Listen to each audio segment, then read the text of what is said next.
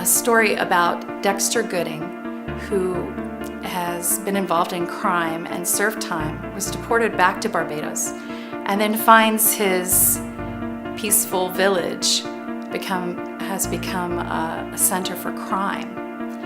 And he sets out full of passion and guilt to change that and becomes a vigilante. And in his quest for justice, he meets Amy, a white Barbadian woman who's got the same goal, but she's using very different weapons to get there.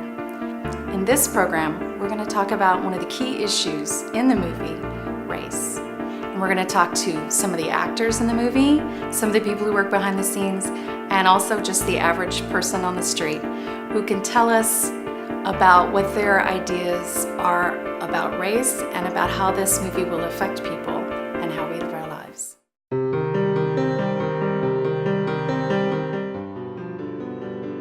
The economically disadvantaged community in the movie is Baker's Village. But there are Baker's villages in every country. There are some in Barbados. So do you see economic and racial disparity being a contributor to those kinds of communities? Well, no doubt economic disparity will contribute. I mean, if you don't have the ability to support your family, unfortunately, some will turn to crime, violence. I mean, and this can happen in a low-income family or even with people that you may consider don't need to do it, but because of greed, may choose the path of crime. So, but as for the racial disparity being one of the reasons contributing to the differences, I personally don't see it that way. I mean, I think it's more related to the economic side of things. Well, I've heard many horror stories about people going to get loans and not being able to get loans simply because, being turned down. Maybe this is why so many black businesses fail and never really got the financial support. Some of them, in terms of starting up, people had real difficulty in terms of getting loans. But money follows money. If you're in a position of money and people believe that they'll be able to get their money back from you, as it is seen with whites who have had most of the money over the years, people are more inclined to, banks will be more inclined, more often than not, to lend money.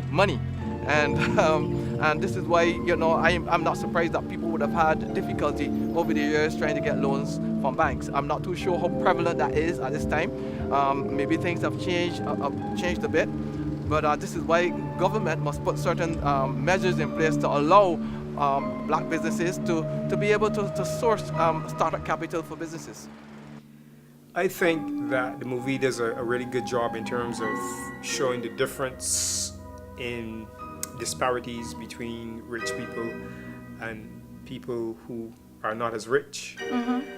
I think that to some extent, even in terms of when we were making the movie and we went on locations where we were shooting where the white people lived, and you could really see how rich people were living.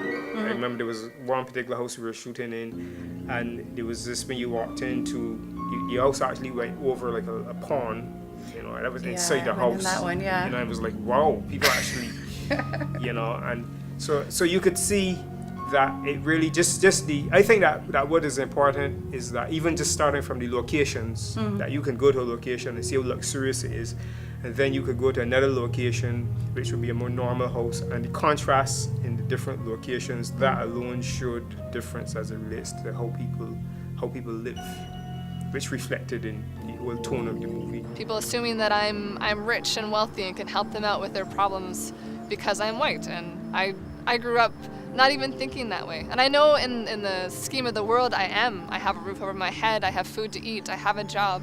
These things have brought me to a place where I am. But when they assume that I'm rich simply because of how I look, it's hard, because I do want to help, but not because you think I should. So we all know that communities like Bakerswood are realities in every country, and they're a reality in Barbados. Do you think that racial and economic disparity causes those communities to exist, allows them to continue to exist? I think that yes, it has a lot to do with economic disparity.